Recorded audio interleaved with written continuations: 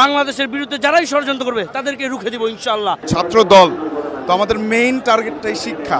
ভারপ্রাপ্ত চেয়ারম্যান জনাব তারেক রহমান সাধারণ শিক্ষার্থীদের নিয়ে, ছাত্র দল না কিন্তু সাধারণ শিক্ষার্থীদের শিক্ষা ব্যবস্থাকে কিভাবে আরো উন্নত করা যাবে, কিভাবে একটা শিক্ষা ব্যবস্থার পরে একজন ছাত্র বেকার থাকবে না, কর্মসংস্থানের ব্যবস্থা করতে পারবে, তার ভাষার দিক থেকে অর্থনৈতিক দিক থেকে সে সচ্ছল হইতে পারে, প্রতিটা ক্ষেত্রে কিন্তু এটাকে ভাগ ভাগ করে একবারে সুস্পষ্ট করে সবাইকে বুঝিয়ে বলছে।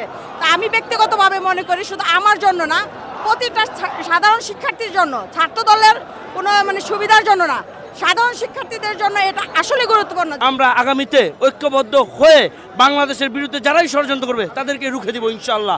সুতরাং কোনো রাজনৈতিক কর্মী হিসাবে নয়, একজন সাধারণ ছাত্র হিসাবে সকলকে একত্রিত নিয়ে যারাই বাংলাদেশের বিরুদ্ধে ষড়যন্ত্র করবে আমরা তাদেরকে ঐক্যবদ্ধভাবে প্রতিহত করব। বাংলাদেশের প্রেক্ষাপটে বলেন কিংবা বাংলাদেশের প্রেক্ষাপটের বাইরে বলেন, আমি বাংলাদেশকে ভালোবাসি।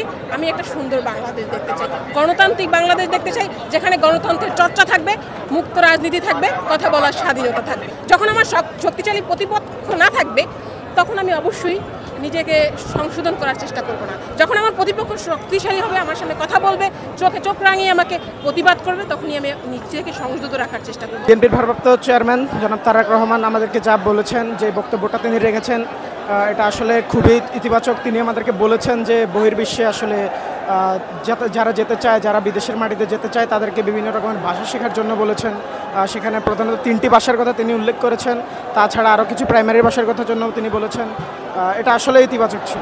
ভারপ্রাপ্ত চেয়ারম্যান তিনি বলেছেন আগামী বাংলাদেশে বিভিন্ন সেক্টরে তিনি শিক্ষার্থীদের স্কুল থেকে শুরু করে প্রাইমারি স্কুল থেকে শুরু বিভিন্ন সেক্টরে নতুন নতুন অনেক কিছুই সংযোজন করার কথা বলেছেন। বিভিন্ন ভাষার 3টি 4টি নতুন করে ভাষা শেখানোর কথা বলেছেন তিনি। এছাড়াও আইটিতে, খেলাধুলাতে, বিভিন্ন সেক্টরে ভালোভাবে এগুলো নিয়ে কাজ করার কথা বলেছেন আগামীর বাংলাদেশ ইনশাল্লাহ। তো আমরা সবাই উজ্জীবিত এবং কি আমরা আশা রাখছি যে ভবিষ্যৎ বাংলাদেশে একটি সমৃদ্ধশালী বাংলাদেশ হবে। আমরা যেহেতু ছাত্র দল তো আমাদের মেইন টার্গেটটাই শিক্ষা।